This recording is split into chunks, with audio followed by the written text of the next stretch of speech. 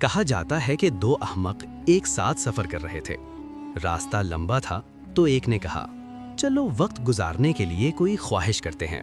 پہلے نے کہا، میری خواہش ہے کہ میرے پاس بکریوں کا بڑا ریوڑ ہو، میں ان کے دودھ، گوشت اور اون سے خوب فائدہ اٹھاؤں۔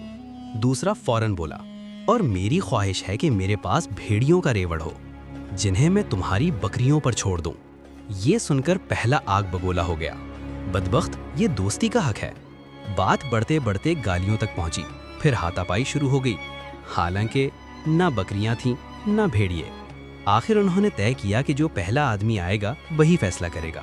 کچھ دیر بعد ایک بوڑھا شخص آیا جس کے پاس ایک گدھا تھا اور اس پر شہد کے 2 برتن رکھے تھے۔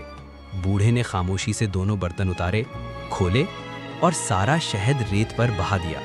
پھر بولا، اگر تم دونوں واقعی احمق نہ ہو تو اللہ میرا خون بھی ایسے ہی بہا دے، یعنی تم دونوں ایسی چیزوں پر لڑ رہے ہو جو وجود ہی نہیں رکھتی۔ ایک شخص سخت گرمی میں سفر کر رہا تھا، تھک کر ایک درخت کے سائے میں بیٹھ گیا۔ اتنے میں ایک اور آدمی آیا اور بولا، یہ درخت میرا ہے، اگر سایہ چاہیے تو کرایہ دو۔ پہلے نے سوچا، چلو چند سکے دے دیتا ہوں، سکون تو ملے گا۔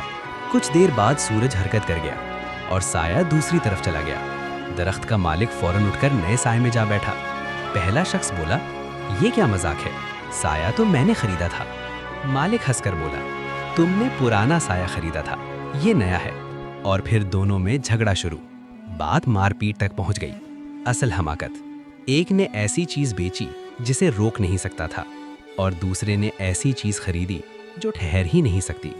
ایک شخص سفر کے دوران ایک کنویں پر پہنچا، اسے پانی چاہیے تھا مگر رسی نہیں تھی۔ وہ بیٹھ کر سوچنے لگا، پھر بولا، پہلے کنویں کی گہرائی معلوم کر لیتا ہوں، پھر اتنی ہی لمبی رسی لے آؤں گا۔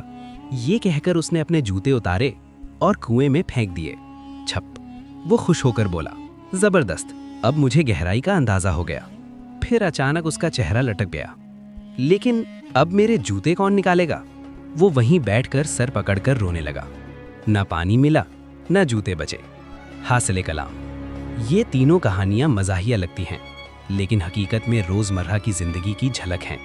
لوگ اکثر فرضی مسائل پر لڑتے ہیں، ایسی چیزوں کے پیچھے بھاگتے ہیں جو ان کے کنٹرول میں نہیں، اور فیصلے کرنے سے پہلے نتیجہ سوچتے ہی نہیں۔ اگر تمہیں لگتا ہے کہ یہ صرف احمقوں کی باتیں ہیں تو دوبارہ سوچو، اکثر لوگ یہی غلطیاں روز کرتے ہیں، بس انہیں احساس نہیں ہوتا۔